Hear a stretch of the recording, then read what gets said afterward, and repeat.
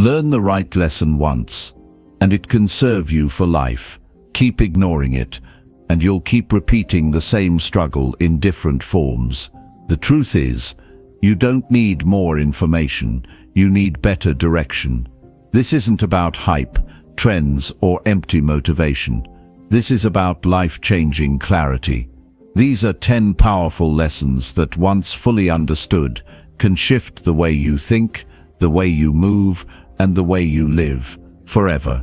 Not for a day, not for a week, for life. And here's the best part.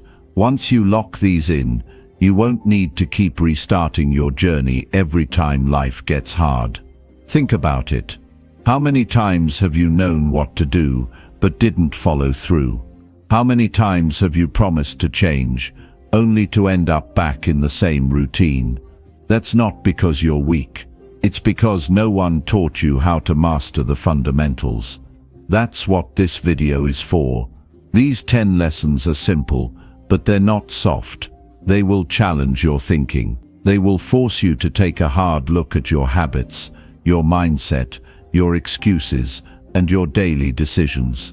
But once you see them clearly, you can never unsee them. And that's exactly why this video will stay with you. So if you're tired of repeating the same patterns, and you're ready for a clear, practical path forward, this is where you start. Watch this to the end. Apply what you hear, and your life will never be the same again. Chapter 1. Your thoughts are not always true. Question everything. Every great transformation begins in silence, not with a loud breakthrough, but with a quiet realization. That realization is simple, but life-changing. Not everything you think is true. That voice in your head, the one that constantly tells you what you're capable of, what you're not, what others think, how you're seen, and what's possible for you, it doesn't always speak truth. It speaks patterns, it repeats stories, it mimics fear.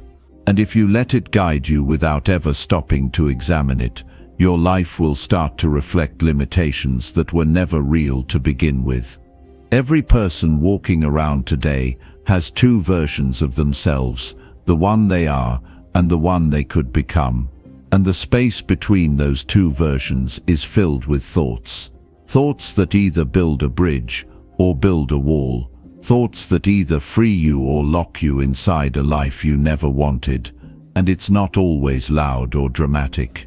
Often it's a subtle voice saying things like, "I can't," or "I'm not ready," or "that's not me." But it is you.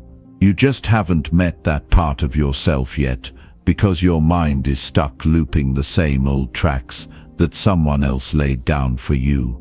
What you think all day becomes what you believe, and what you believe becomes who you are. But if your thoughts were never questioned, then your beliefs were never chosen, they were inherited. This is why questioning your thoughts is not just a mental exercise, it's an act of personal freedom. It's you standing up and saying, "I refuse to live by a story I didn't write." Because here's the reality most never realize: your thoughts aren't facts. They're reflections. They reflect your past, your environment, your conditioning, your wounds, your influences, but not your truth. And the sooner you start observing them, rather than obeying them, the sooner you take your power back. Think about how often you've had a thought that stopped you from doing something important. A thought that said, "You're not smart enough," or "You'll just embarrass yourself," or "Why even try when you'll probably fail?" That thought doesn't care about your future. It only cares about keeping you safe and comfortable. But comfort never built greatness. Comfort never helped you find out who you really are. And that's why the people who change their lives are the ones who learn how to pause between a thought and their reaction to it. They don't just believe every voice in their head. They question it. They challenge it. They say, "Where did that thought come from? Is it serving me, or is it limiting me?" The human mind has one job: survival. It's designed to keep you out of danger, not to help you thrive. So when you think about doing something bold, starting a new chapter, stepping into discomfort, setting higher goals, your mind will often resist. It will create thoughts that feel like truth, but are actually fear wearing a mask. And if you've never been taught to question those thoughts, you'll assume they're facts. But facts don't paralyze you. Fear does, and fear disguises itself as logic. It says things like, be realistic. You've failed before, remember. This isn't the right time. And the more you listen, the more your dreams get postponed until they become regret. When you look at the people who seem unshakable, those who show up consistently, who speak with confidence, who live with clarity, it's not because they have no doubts. It's because they've trained themselves to question the ones that don't serve them. They've trained themselves to separate emotion from truth, reaction from reason. They don't let a passing thought dictate the course of their life. They sit with it, dissect it, and ask, is this helpful? Is this who I want to be? If the answer is no, they move forward anyway. That kind of mental strength is not built overnight, but it starts with a single decision to stop giving every thought equal power. To stop assuming that just because a thought feels true, it must be. Because the mind is like a garden, and every thought is a seed. If you don't choose what you plant, you'll grow weeds, and those weeds will choke out the possibilities waiting to bloom. But if you become intentional, if you start planting thoughts that are rooted in growth, courage and clarity, your entire inner world begins to shift. And when the inside shifts, the outside follows. You don't have to eliminate all negative thoughts to live a powerful life. You just have to stop giving them the final say. You just have to become more curious than afraid, more aware than reactive, more committed to truth than comfort. And that means taking a few minutes every day to check in with yourself. Ask yourself, what thought dominated my mind today? Did that thought lift me or lower me? Did it open a door or close one? And most importantly, would I keep thinking this if I knew it was shaping the course of my future? Once you develop the habit of asking those questions, everything changes. You stop reacting. You start responding. You stop living based on old stories and start living based on conscious choice. You realize that your thoughts can be edited, upgraded, rewritten. You realize that just because your mind offers you a script doesn't mean you have to follow it. You can throw it out and write your own. One that aligns with your values, one that pushes you to grow, one that reflects the kind of person you're becoming, not the one you were told to be. And maybe right now, that's exactly what you need.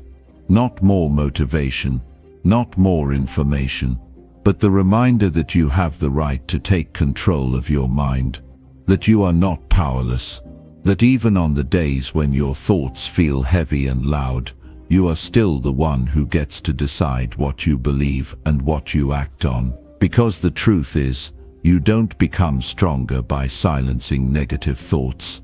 You become stronger by facing them, questioning them, and realizing they don't control you. They're just noise. And when you get quiet enough, clear enough, honest enough, you'll start to hear a different voice. One that doesn't speak from fear or doubt, but from strength, from truth, from vision. That's the voice that's been waiting beneath the noise this whole time. It's not easy to challenge your own mind. It takes work. It takes awareness. It takes patience. But it's worth it. Because once you stop believing every thought you think, you become free. And when you're free, you can do anything. You can change. You can rise. You can rebuild. You can begin again, this time with your eyes open and your mind aligned with your purpose. This is the start of that journey. You're no longer the follower of your thoughts. You are the leader of your life. Chapter 2. You're either training discipline or excuses. Every single day is shaping you. Every choice you make, every action you take, and every time you decide whether to push forward or pull back, it's all training something in you. You're never standing still. You're either training yourself to get stronger, sharper, more resilient, or you're training yourself to get softer, slower, and more reactive. You are either getting better or getting worse. And the thing is, this happens quietly. It happens when you hit snooze instead of getting up. It happens when you say, "I'll do it later" for the 100th time. It happens when you choose comfort over commitment. These tiny moments, they're not meaningless. They're building habits, identity, and the future version of you. Discipline isn't something you're born with. It's not some magical trait that only a few lucky people have. It's a skill, it's a decision, and most importantly, it's a mindset. People who live with discipline don't always feel motivated. They're not superhuman. They just don't make decisions based on what they feel like in the moment. They act based on who they want to become. That's the difference. That's the mental switch that turns a distracted life into a focused one. If you keep waiting to feel ready, to feel inspired, or to feel in the mood to get things done, you'll waste months, years, maybe even your entire life. You have to understand that discipline is built when you do what needs to be done, especially when you don't feel like it. That's when you build the muscle. That's when you stop being a slave to your own mind. It's easy to work when it's fun. It's easy to show up when everything feels perfect. But real growth starts when you stop negotiating with excuses. You either do the work or you don't.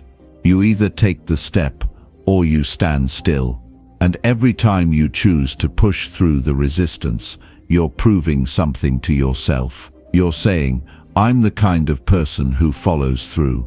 That's how you earn confidence. Not from talking about it, not from watching motivational videos, from doing the hard thing again and again until it becomes who you are.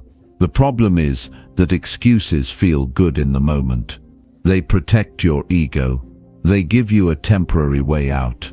You say things like, "I'm too tired, I'll start tomorrow. I've got too much going on," and it lets you avoid the discomfort. But that comfort you feel is expensive. It costs you progress. It costs you belief in yourself. It slowly eats away at your potential until one day you look around and realize you've been living the same year over and over again. That's not what you want. Deep down, you know you're capable of more. You know you're built for more. But nothing changes until you start being honest about the choices you're making. Discipline isn't just about waking up early or going to the gym. It's about doing what you said you were going to do, no matter how small it is. It's about honoring your own word. If you told yourself you were going to read for 10 minutes, do it. If you said you'd write 1 page, write it. Because the moment you break that promise to yourself, you weaken your identity. You tell yourself, "I'm the kind of person who gives up easily." And the worst part is that you might not even notice it. But your subconscious does. It keeps track. Every time you skip what you said you'd do, you're teaching yourself not to believe in your own words. And when you don't believe in yourself, no amount of outside motivation will fix that. On the flip side, when you keep those small promises, when you show up even when it's inconvenient, you create power. You start stacking wins. You start walking with your head higher, your chest out, because you've earned that pride. That's what discipline gives you. Not just external success, but internal strength. A quiet kind of self-respect that no one can give you or take away. Now think about the way your brain works. It wants to avoid pain. It wants to chase dopamine. So when you skip the hard stuff and give in to excuses, Your brain rewards you in the short term. You get a rush of comfort. But over time, you train it to fear effort. You condition it to retreat the moment things get uncomfortable. This is why people quit easily. This is why they stay stuck. They've trained themselves to back down. But if you reverse that, if you start associating hard work with progress, with growth, with pride, your mind starts to crave discipline. You'll begin to feel restless when you skip your habits. That's when you know it's working. It's not about being perfect. It's not about grinding yourself into the ground. It's about being consistent enough that even when you fall off, you know how to get back up. You don't spiral. You don't start over every Monday. You get back on track the same day, the same hour, the same minute. Because it's who you are now. And the only way to become that kind of person is to stop justifying the things that hold you back. You don't need a better plan. You need better execution. You don't need another goal. You need better discipline to stick to the ones you already have. Every decision matters. You are reinforcing either discipline or excuses. And even if you think it's just one day, that one day becomes a pattern. That pattern becomes a personality. And that personality becomes your lifestyle. So decide now what you're training. Decide now what kind of life you want to live. Not just when it's convenient, but especially when it's not. The discomfort you feel when you push yourself, it's temporary. But the pride you feel from doing what you said you'd do, that lasts. You don't have to be the most talented. You don't have to be the most gifted.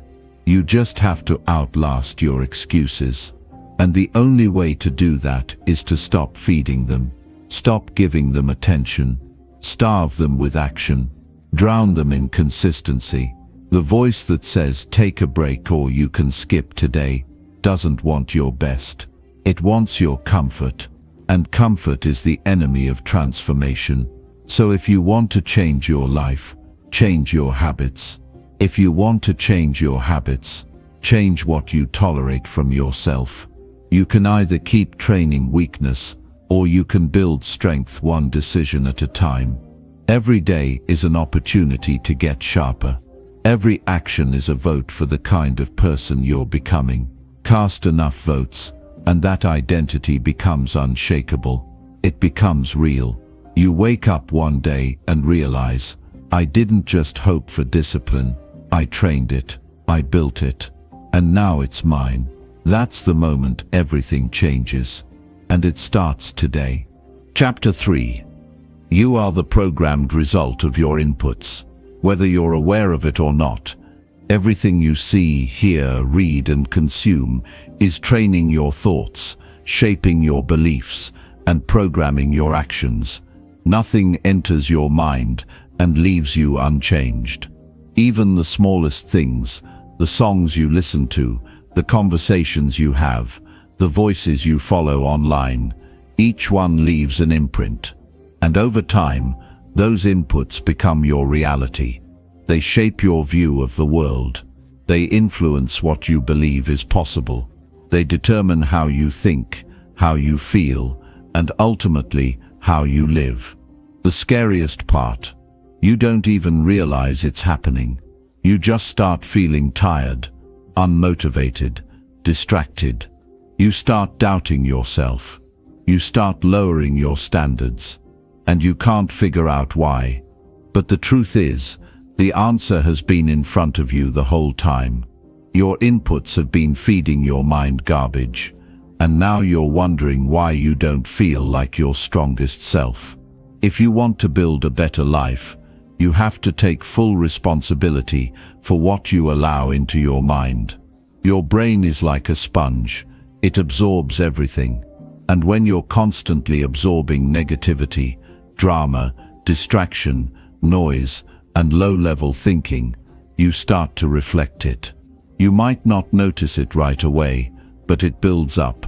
Little by little, your motivation fades, your focus slips, your goals lose their clarity, and you start to drift. You stop living intentionally and start reacting to whatever is in front of you. This is how people lose themselves. Not because they're weak, but because they never took control of the information feeding their thoughts. Everything you consume is either sharpening you or dulling you. It's either making you more focused, more grounded, more disciplined, or it's pulling you into confusion, doubt and fear. And you can always tell what someone's inputs are just by how they carry themselves. You can see it in their energy, in the way they talk, in how they show up. The people who are clear, calm and consistent, they've taken the time to protect their mind. They guard what they allow in. They don't waste time scrolling through endless negativity. They don't let the world decide what they focus on. They choose their inputs carefully because they understand that what goes in must come out. If you're constantly consuming chaos, don't be surprised when your mind feels chaotic. If you're always watching people complain, gossip, or spread fear, don't be shocked when your own thoughts start echoing the same tone. If your feed is full of people living lives that make you feel like you're behind, don't act confused when your self-worth starts shrinking. Everything has a price, and the content you consume, the people you surround yourself with, the energy you expose yourself to, it all comes with a cost. The question is, are you paying in progress, or are you paying in peace? You have the power to change your entire mindset just by changing what you feed it. Start with the small things. Replace 1 hour of scrolling with 1 hour of reading. Cut out the noise and replace it with quiet thinking. Spend less time around people who complain and more time listening to people who challenge you to rise. Clean up your digital world. Unfollow the accounts that distract you. Mute the voices that make you feel less. Add in the ones that push you to be better. It's not about being perfect. It's about being intentional. You can't afford to let your environment program you by accident. If you want to live on purpose, you have to consume on purpose too. You have to become a guardian of your mind, not just when it's easy, but especially when it's tempting to check out, especially when it's tempting to escape into comfort. That's when you have to remind yourself, everything is programming you. Every video, every song, every conversation, every post. Your mind is always learning, so you better make sure it's learning the right things. Start feeding your mind with content that aligns with your goals, your values and your potential. Spend time listening to people who speak from truth and experience, not noise and ego. Read books that teach you something real. Watch content that adds something meaningful to your life. Fill your time with conversations that uplift you, not drain you. When you change what you consume, you change how you think. And when you change how you think, you change who you become. You don't need more motivation. You don't need more talent. You don't even need more time. You just need better inputs. The mind is a mirror. It reflects whatever it sees the most. If you want to see strength, discipline and clarity in the mirror, then those are the things you need to surround yourself with daily. You are being programmed whether you like it or not. The question is, are you doing the programming, or is someone else doing it for you? The world is loud and it's never going to quiet down, but you can rise above the noise. You can train your focus. You can protect your peace. You can take back control by becoming intentional with what enters your space. You don't have to accept every message, every headline, every voice. You can choose. You can create a mental environment that breeds clarity instead of confusion, strength instead of weakness, growth instead of stagnation. The moment you stop feeding your mind junk and start filling it with wisdom, strength and truth, everything begins to change.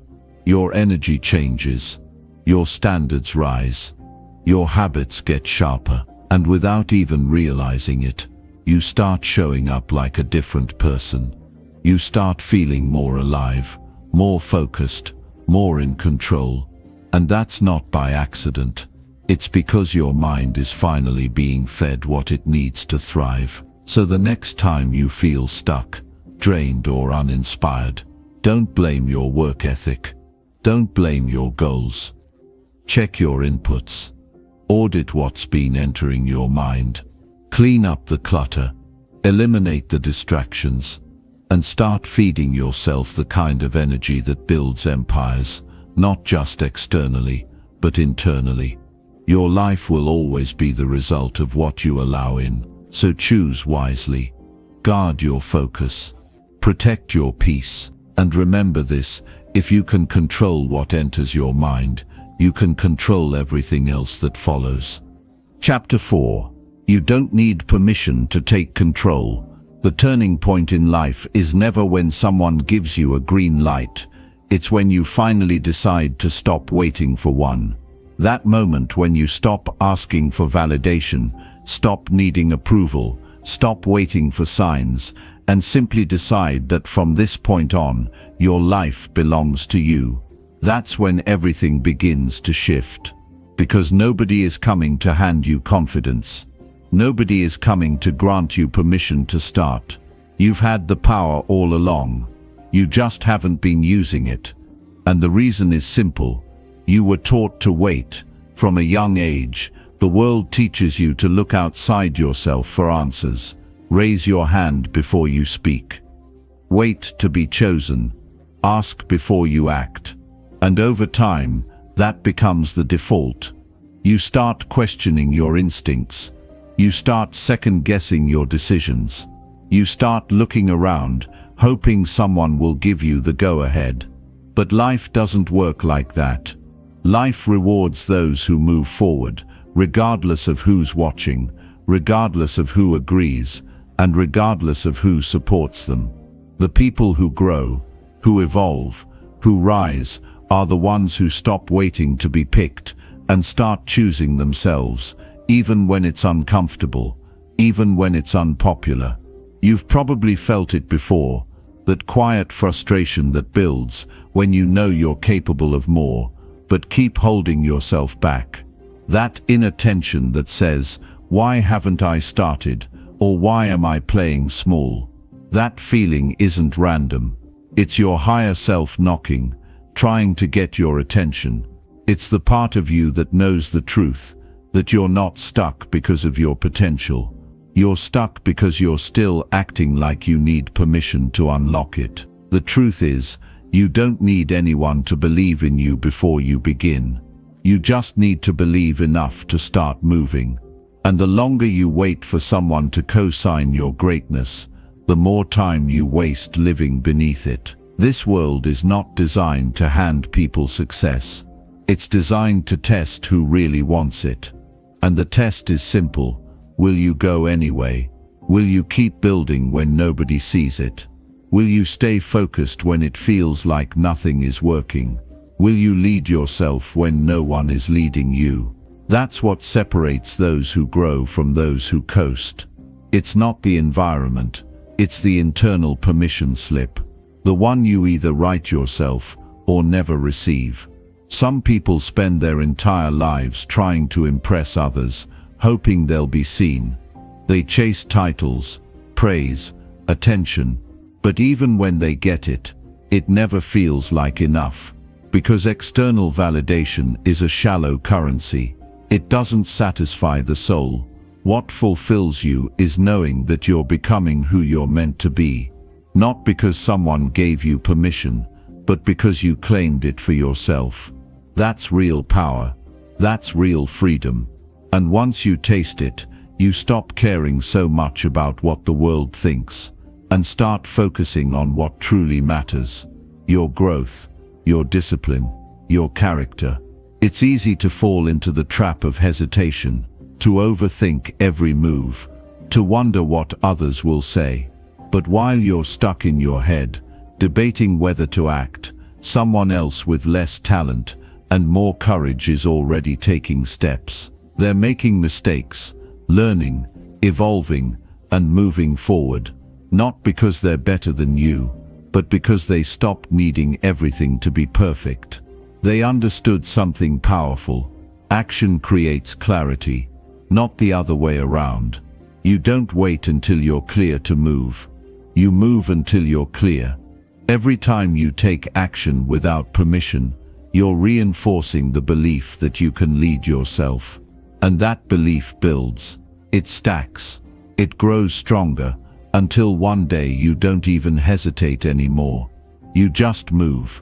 You just act. You trust yourself. That's not arrogance. That's earned confidence. The kind that comes from doing the work, from showing up, from failing forward, from owning your choices, even when they scare you. The life you want isn't hiding. It's waiting on the other side of action. And no one can take that action for you. No one is going to knock on your door and say, now is the right time. That moment never comes. The right time is when you decide it is. The green light is when you give it to yourself. And the moment you understand that, you become unstoppable. You stop being held hostage by opinions, fears, or doubts. You stop looking for a sign and become one. You don't need to be more qualified, more experienced, more approved, or more perfect. You just need to start. You just need to stop waiting for a version of you that doesn't exist yet. Start with who you are now. Start with what you have now. That's where confidence is born, not in some future fantasy, but in the real raw effort you put in today. When you take control, you stop reacting and start creating. You stop explaining and start executing. You stop wishing and start working. And you realize that you were always more powerful than you thought. You just hadn't tapped into it. You had been handing that power away, quietly, without realizing it. But now you know, and now it's on you to take it back. Your story is being written, whether you're holding the pen or not. So grab it. Write with purpose. Move with courage. Choose yourself, not once, but every day. Because the life you've been waiting for will not arrive through permission. It will arrive through action. Relentless, intentional, unapologetic action. And once you begin living like that, the world starts to respond. Not because it gave you permission, but because you stopped needing it. Chapter 5. Emotion is a weapon or a weakness. You choose. If you want to lead your life with power, clarity, and purpose, you have to learn how to lead your emotions first. The way you manage your emotions will either sharpen your focus or cloud your judgment. It will either drive you forward with intensity or paralyze you with self-doubt. It will either make you stronger or leave you stuck in the same cycles that have been holding you back. The reality is, every decision you make is touched by your emotional state. And if you don't learn to regulate what's happening inside of you, your emotions will start making decisions for you. And that's when life starts to spiral in directions you didn't intend to go. You cannot reach your full potential while being controlled by temporary feelings. That version of you that you're chasing, the one who is calm under pressure, focused in chaos, unbothered by distractions, relentless in the face of resistance, that version only exists on the other side of emotional discipline. And you don't get that discipline from reading quotes or pretending everything's okay. You get it by facing your emotions head-on. You get it by learning how to feel without folding, how to express without exploding, and how to sit with the storm without letting it break you. Too many people give their emotions the keys to their future. They wake up feeling low, so they stop trying. They get criticized, so they shrink. They feel anxious, so they delay action. But here's the truth that will break you free if you're ready to hear it. Your emotions are not instructions. They are signals, not commands. Feeling unmotivated doesn't mean you stop. Feeling frustrated doesn't mean you give up. Feeling fear doesn't mean you back down. If you only move when you feel good, you'll never build the kind of life that makes you proud. Because real success isn't built on moods. It's built on movement. Daily, disciplined, intentional movement, even when the emotions are heavy. This is not about becoming cold or emotionless. It's about becoming emotionally intelligent. It's about knowing when to listen and when to lead. Emotions can give you powerful insight. They can show you what matters, what you value, where you've been hurt, where you need to heal. But they can also trick you. They can exaggerate fears, distort reality, and pull you into overthinking. That's why emotional mastery is not about suppression. It's about understanding. It's about catching yourself before you spiral, grounding yourself before you overreact, and reminding yourself of the bigger picture when your emotions want to drag you into the small one. Think about how often emotions have led you to act in ways you regret, words said in anger, opportunities missed in fear, decisions made out of jealousy, insecurity, or pride. Those moments don't just pass, they leave a mark. And if you don't learn to manage what's happening inside of you, you'll keep creating messes that could have been avoided. You'll keep reacting instead of responding. You'll keep sabotaging progress just because you never learned how to pause, breathe, and take control of your own inner state. Everything changes the moment you stop reacting emotionally and start responding intentionally. That's when you begin to rise above the chaos instead of being consumed by it. You walk into challenges with a different posture. You stop letting small things steal your peace. You stop letting people's opinions shake your confidence. You stop letting frustration ruin your day. And you start leading with presence. You start choosing your energy. You start showing up like the version of you that's built for more. But make no mistake, it's a daily practice. Emotional strength doesn't show up out of nowhere. It's built by facing discomfort without escaping it. By breathing through the tension instead of trying to numb it. By learning how to feel everything fully without letting it take you over. That's how you grow. That's how you take your power back. You stop running from your feelings and start mastering them. You start sitting with the pain until it teaches you. You stop pretending to be okay and start working through what's real. And in that process, you build resilience. Not fake strength, the kind that breaks behind closed doors, but real strength, the kind that bends but never breaks. You become someone who can lead under pressure, who can speak with clarity even when triggered, who can keep moving forward even when carrying emotional weight. That's not just powerful, that's rare. And the people who develop that kind of control, they go further in life. They don't burn bridges, they don't act out of emotion and regret it later. They make decisions from a place of grounded self-awareness, and because of that, they build lives that are stable, focused, and unshakable. You can't live your best life if you're always reacting to your worst moments. And that's why this matters. If you want peace, you have to stop letting your emotions run your day. If you want progress, you have to stop letting your mood decide your level of effort. If you want real growth, you have to stop waiting to feel good before you act.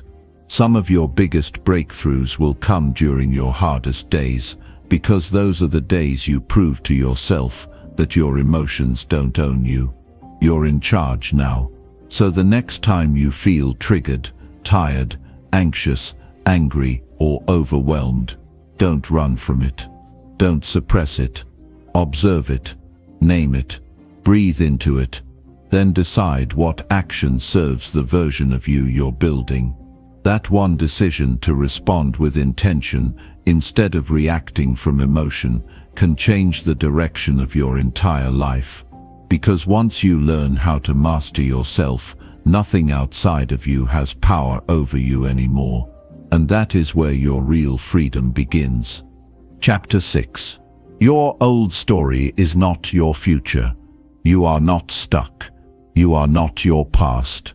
And whatever you've been through, whatever choices you've made, whatever pain you've carried or mistakes you've repeated, none of it defines your future unless you keep holding on to it. The power to change your life does not belong to your past. It belongs to what you do now, and it begins the moment you stop identifying with the old version of yourself and start choosing who you're becoming. The only thing standing between the life you live and the life you want is the story you're still telling yourself. The truth is, people don't stay stuck because of their circumstances. They stay stuck because they keep recycling the same beliefs, the same labels, and the same identity they've carried for years. It sounds like, this is just who I am. I've always been like this. I don't think I'll ever change. That kind of thinking builds a mental prison, and it doesn't just hold you back, it convinces you that you don't even have a key.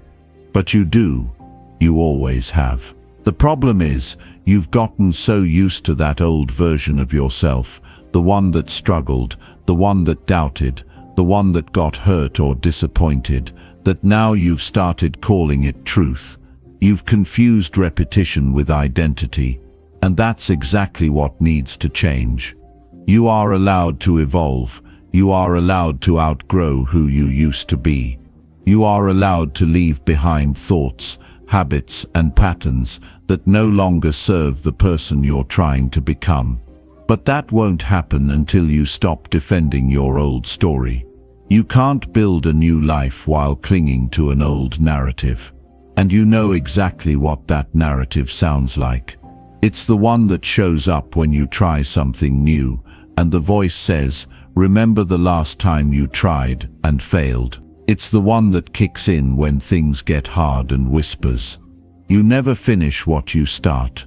It's the one that makes you second-guess your progress, because deep down, you still see yourself as the person who always struggled.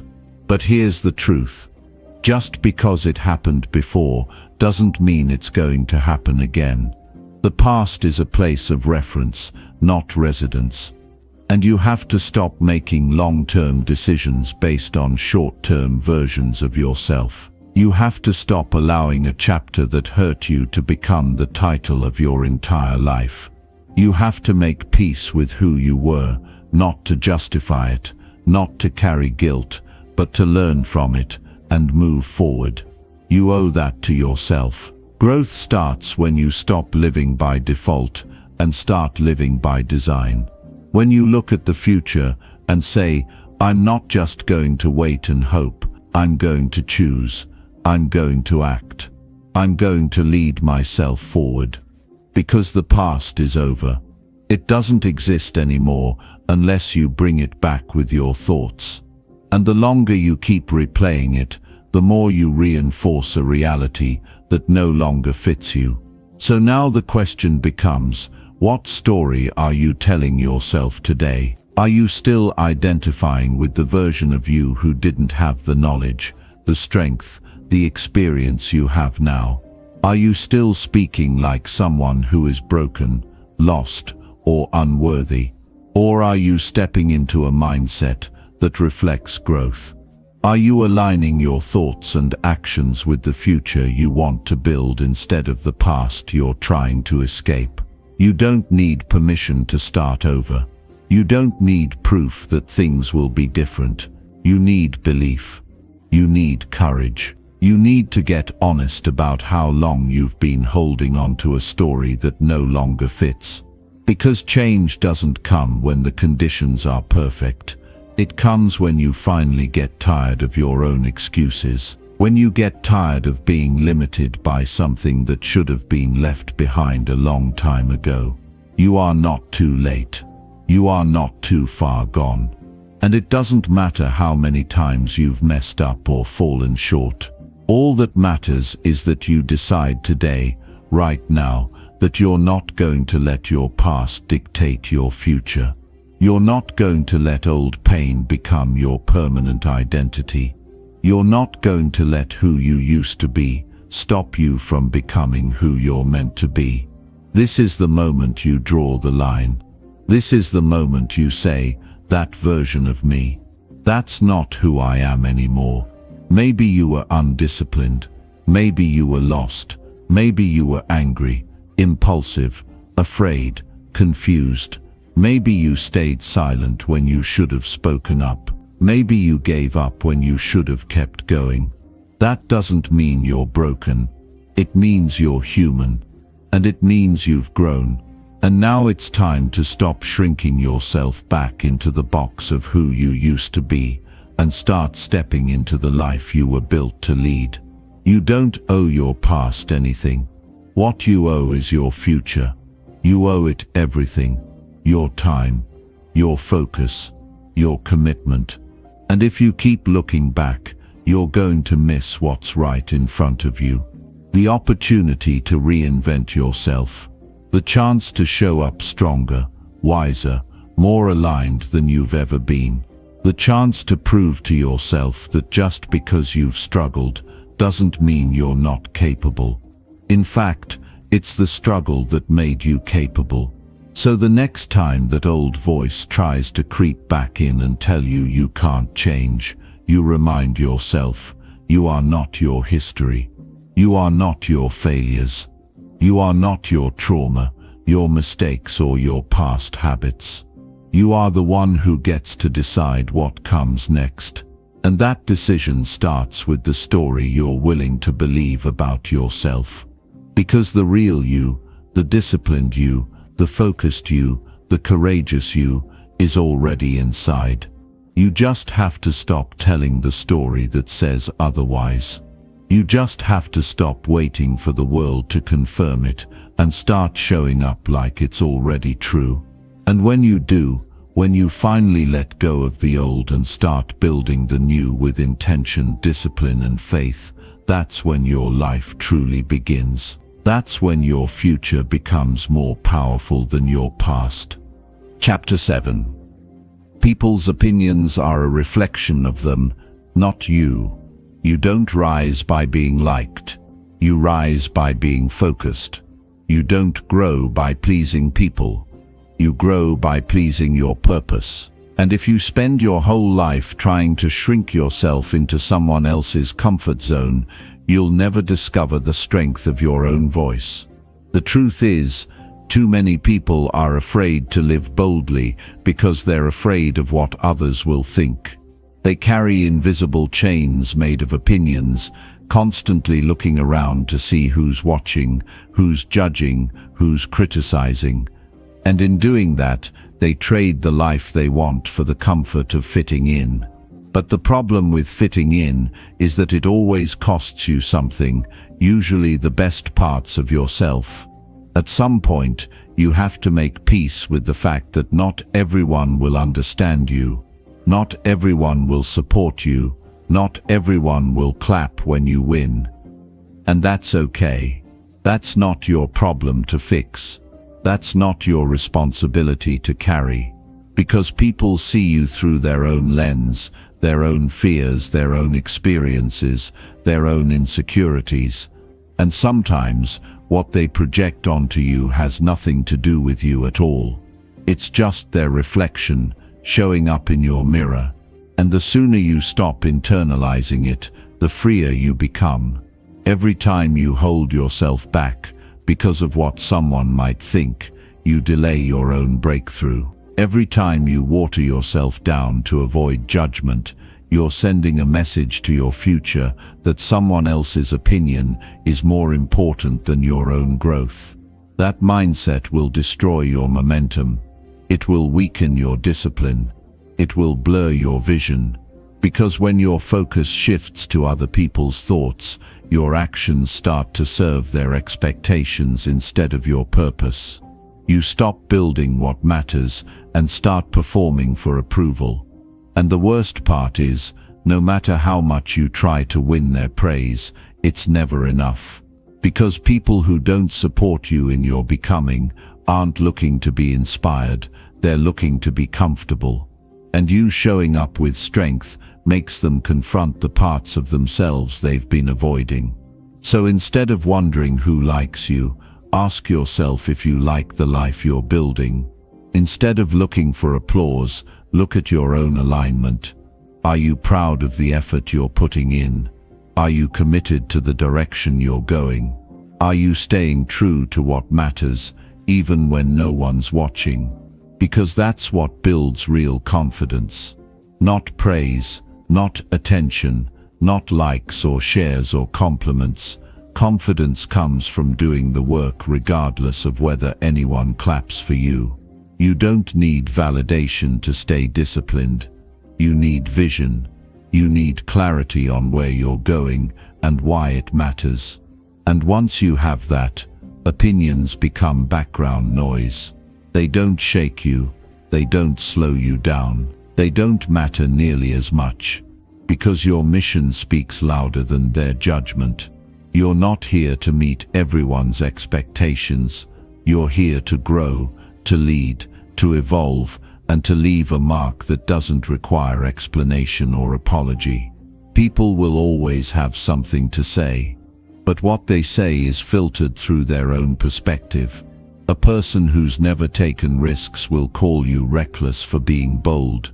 Someone who's never faced their fears will call you unrealistic for chasing your dream. People stuck in limitation will always criticize those who move in freedom. That's the truth. That's the pattern. But if you let their opinions shape your choices, you'll wake up years from now with a life you don't even recognize, one that looks good on the outside but feels hollow on the inside. So protect your peace. Protect your power. You don't need everyone to understand your path. You just need to keep walking it. Because the moment you stop explaining yourself is the moment you step into a higher level of discipline. The kind where you no longer live for approval. You live for progress. You live for purpose. You live for that inner fire that doesn't go out when people stop watching. And the truth is, the more you grow, the more resistance you'll face. Not because you're wrong, but because you're changing. And change makes people uncomfortable. You showing up with more focus, more energy, more clarity. It challenges the people around you to confront their own habits. And instead of being inspired, some will try to drag you back down just to feel safe again. But that's not your burden. Your job is to keep rising. Your job is to stay aligned. Your job is to make sure that your future is built on your standards, not their doubts. Your journey is yours. Your decisions are yours. Your discipline is yours. And the opinions that come and go are just distractions unless you give them power. So stop feeding your energy to people who aren't building anything. Stop shrinking your potential just to make someone else comfortable. You are not here to be liked. You are here to be great. You are here to become the strongest version of yourself. And that version doesn't need permission. That version doesn't need applause. That version just needs consistency. So if they talk, let them talk. If they doubt, let them doubt. But you, keep working, keep showing up, keep building a life that makes you proud. Because at the end of the day you have to live with yourself, not their opinions, not their projections, not their approval. Just you. And the more honest you are with yourself, the less approval you'll need from others. That's where the real power is.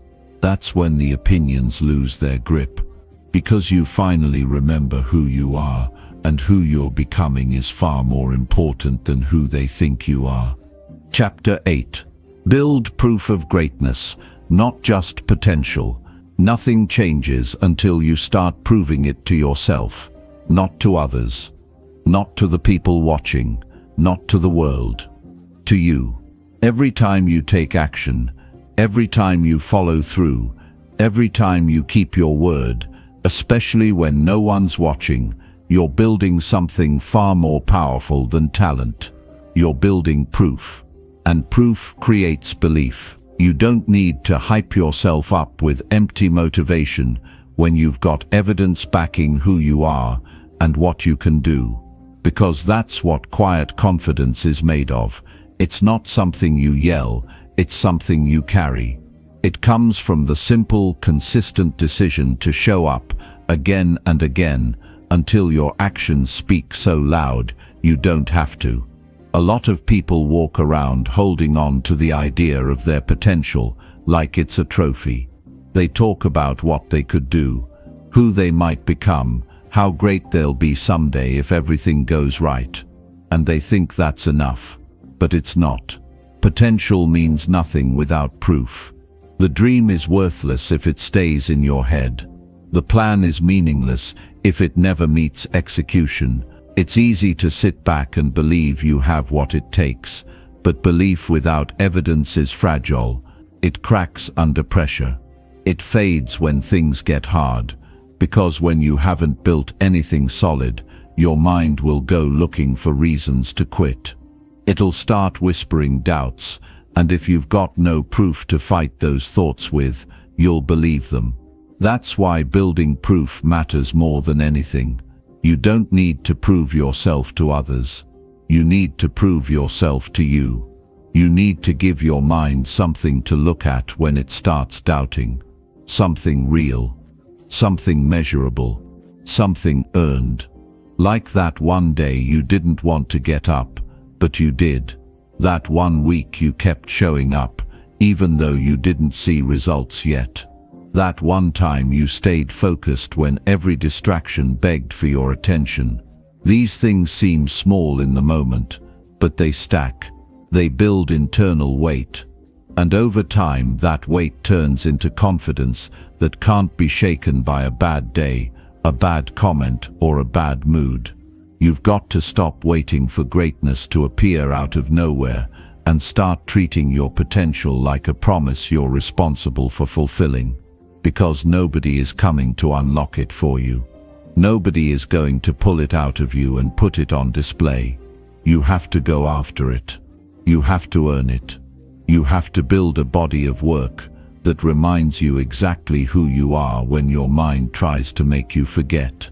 That's how you break out of the cycle of inconsistency. That's how you stop starting over every time life throws you off track.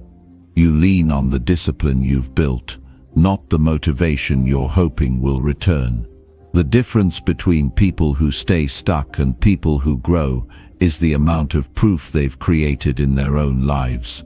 Stuck people talk about what they want. Growing people show up for it. They've made peace with the fact that nobody cares about their dreams as much as they do. So they stopped waiting for applause. They stopped hoping for recognition. They stopped needing every step to feel exciting. And they started collecting proof. One rep at a time, one habit at a time, one win at a time. Not because they had to, because they knew the only way to become who they're meant to be is by doing the work that version of them does. Your potential is not a finish line. It's not some final form you unlock when everything lines up perfectly. It's a direction. It's a weight you have to carry with responsibility. It's the standard you have to live up to, not just dream about. Every day that you take action, no matter how small, you close the gap between who you were and who you're becoming. And every day that you sit still, scroll endlessly, and tell yourself you'll do it tomorrow, you widen that gap. And it doesn't matter how talented you are if you don't use it. It doesn't matter how smart, gifted, or passionate you are if you don't follow through. The world doesn't reward potential, it rewards consistency. It rewards proof. It rewards those who are brave enough to stop talking and start doing. You're capable of more. You know that. But knowing isn't enough. What have you built? What do your habits say about your standards? What have you done in the past 30 days that proves you're serious about your growth? These are the questions that cut through the noise. These are the questions that separate the dreamers from the doers. And if you don't like the answers, good. That means you're awake. That means now is the perfect time to stop playing small and start acting like your future depends on it, because it does. You don't have to be the loudest. You don't have to announce everything you're working on, but you do have to build. You have to create structure. You have to move with urgency. You have to become someone who follows through because it's part of your identity, not just part of your motivation. And the only way to become that kind of person is by proving it to yourself every single day. You don't need to make a massive leap. You just need to move forward with intention. 1 hour of focused work. One tough decision done right. One disciplined choice when no one is watching. These things add up, and when they do, you begin to see what you're truly capable of, not in theory but in practice. And that's the shift. When your identity catches up to your effort, when your mind finally believes because you've built too much evidence to ignore, you stop questioning your path. You stop wondering if it's working. You stop needing signs, because now you've got results. You've got proof. And once you have that, no opinion, no obstacle, and no setback can take that away from you.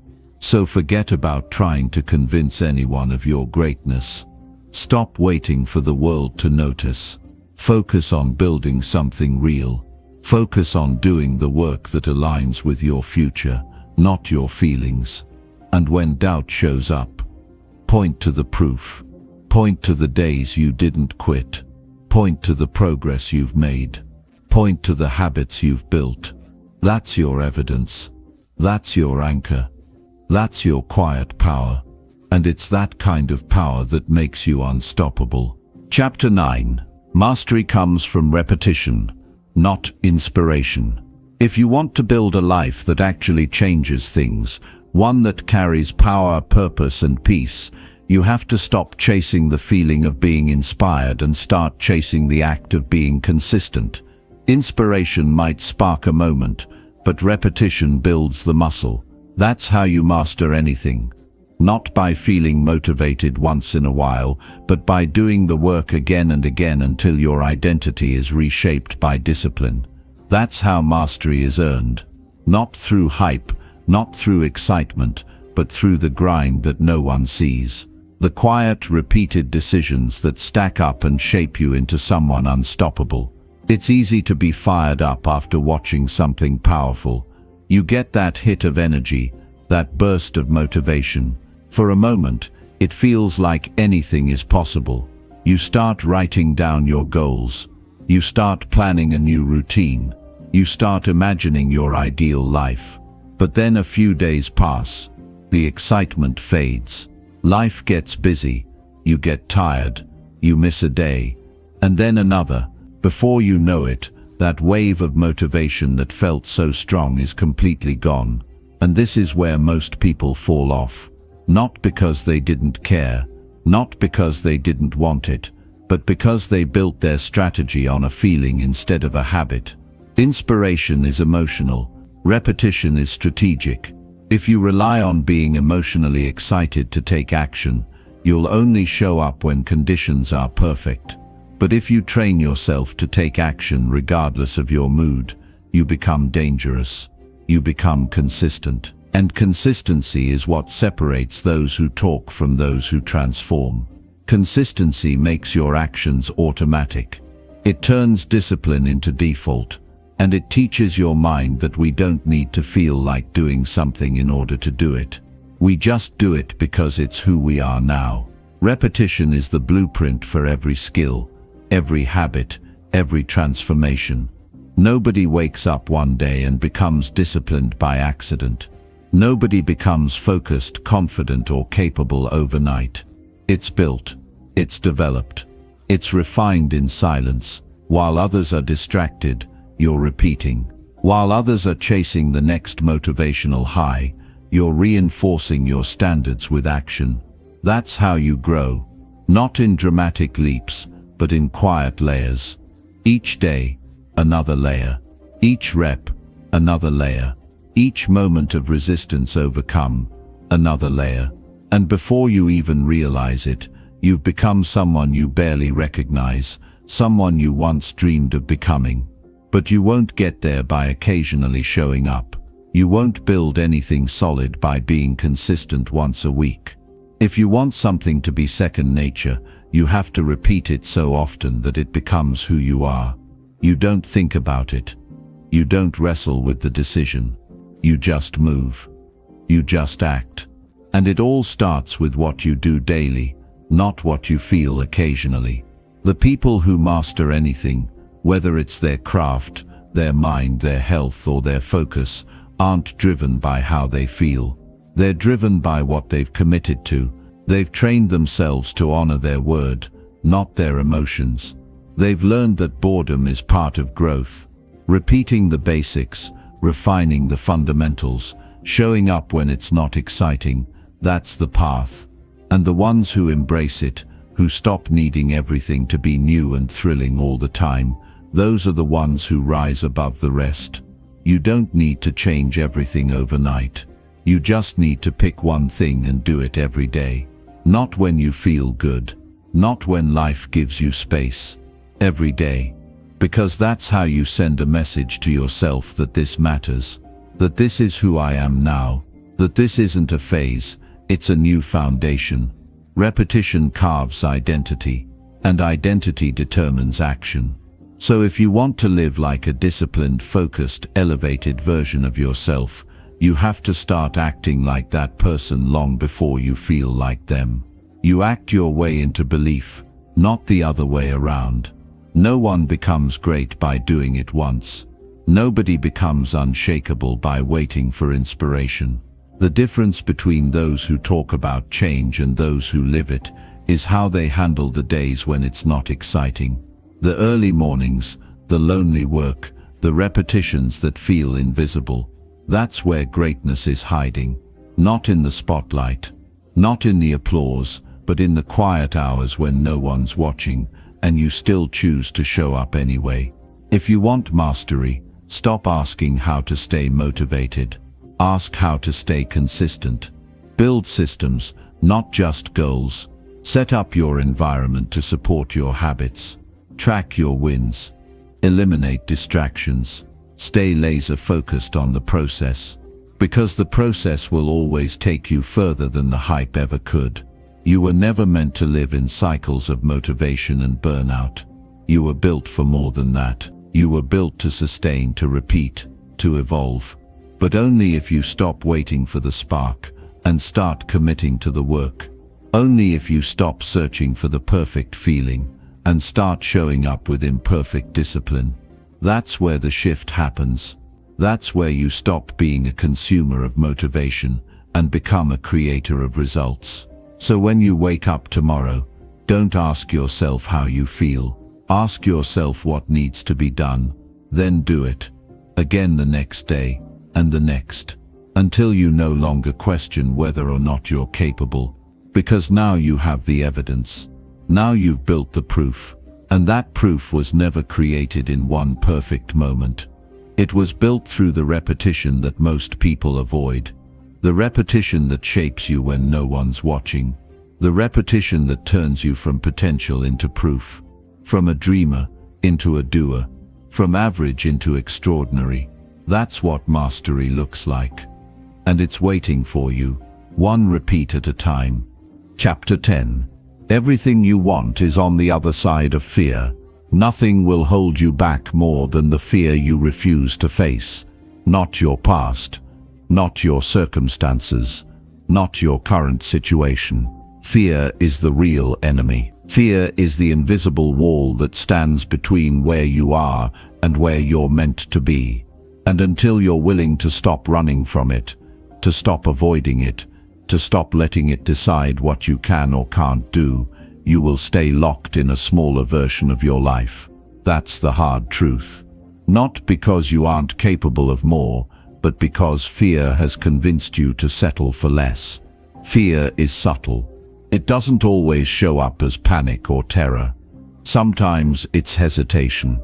Sometimes it's procrastination. Sometimes it's perfectionism. Sometimes it's that little voice in the back of your mind saying, maybe next time, or you're not ready, or what if you fail? But every time you listen to that voice, every time you play it safe instead of stepping up, you're not protecting yourself, you're robbing yourself. You're trading possibility for comfort. And comfort might feel good for a moment, but long term it leaves you with regret. Because deep down, you know exactly what you're capable of. You just haven't shown the world yet. Growth doesn't live in safety. Progress doesn't live in convenience. All the things you want, the discipline, the confidence, the success, the peace, they all live beyond fear. They live on the other side of hard conversations, on the other side of risk, on the other side of doing the thing that makes your stomach turn but your soul light up. And if you're not willing to walk through that resistance, you're not going to find out who you really are. You'll just keep repeating the same cycles, the same routines, the same level of life, over and over again, calling it stability when it's really just fear in disguise. The people who change their lives, the ones who rise up and become everything they're meant to be, are not the ones who had no fear. They're the ones who learned how to move anyway. They were scared, but they started. They doubted themselves, but they kept going. They didn't know how it would all work out, but they knew staying stuck wasn't an option anymore. That's the difference. Not talent, not luck, just courage in motion. And that's the kind of courage you build by showing up every time fear tells you to sit down. Fear is predictable. It always shows up when you're about to grow. It shows up when you try something new, when you raise your standards, when you leave the old version of yourself behind. So if fear is showing up in your life right now, that's not a sign to back away. That's a sign to lean in. Because it means you're stepping outside the lines of your comfort zone. And that's where real life begins. That's where you meet the strongest, sharpest, most resilient version of yourself. You have to stop treating fear like a stop sign. It's not. It's a test. It's asking you, are you really serious about this? Do you really want it? Or are you just talking about it? Are you willing to get uncomfortable? To feel the fear and still move? If the answer is yes, then that fear becomes fuel. That resistance becomes a signal that you're headed in the right direction. And the more you walk into it, the smaller it becomes. Because fear only has power when you run from it. Face it, and it fades. Challenge it, and it crumbles. And here's what's even more powerful. Once you do the thing you were afraid of, once you step into that uncomfortable space and realize you didn't die, you didn't break, you didn't lose everything, you start to build a new kind of confidence. Not the kind that's loud and fake, but the kind that's unshakable. The kind that says, I've been through fear before, and I didn't fold, I didn't quit, I didn't let it own me. That kind of confidence can't be bought. It can't be faked. It's earned in the trenches of discomfort. You don't have to be fearless to change your life. You just have to stop letting fear lead. You have to stop letting it make decisions for you. You have to stop waiting for the fear to go away before you take action, because it won't. It lingers. It whispers. It waits. But you can get louder. You can move stronger. You can become the one in control, not the one being controlled. And every time you do, every time you choose courage over comfort, you build momentum. That momentum turns into discipline. That discipline turns into results. And those results turn into belief. You have no idea how powerful you really are, because you haven't put yourself in enough situations to find out. You've let fear tell you stories about what could go wrong, but you haven't lived enough of your own truth to see what could go right. That stops now. That old narrative that says, I can't, or I'm not ready, or it's too risky, needs to go. It's not protecting you, it's holding you hostage. And if you want your future to look different than your past, you have to start walking toward the very thing that scares you. You have one life, and you get to choose whether that life is built by fear or by focus, whether it's driven by purpose or paralyzed by doubt, whether you play it small because it's safe or go all in because it's worth it. And every single day you make that choice, with your thoughts, with your actions, with the way you respond when fear shows up. Everything you want, every breakthrough, every goal, every dream, it's not waiting for you to feel ready. It's waiting for you to stop letting fear be the loudest voice in your life. The moment you take one step into the unknown, the moment you move in the direction of your vision, despite the anxiety, despite the shaking hands, despite the doubts, that's the moment you become unstoppable. Because now, fear isn't leading. You are. And when you lead your life like that, no obstacle, no setback, no opinion can break you. You are not meant to play it safe. You are not meant to live beneath your power. You are meant to walk into fear and prove to yourself that you're stronger than anything trying to stop you. That is where everything changes. That is where your life begins, right on the other side of fear.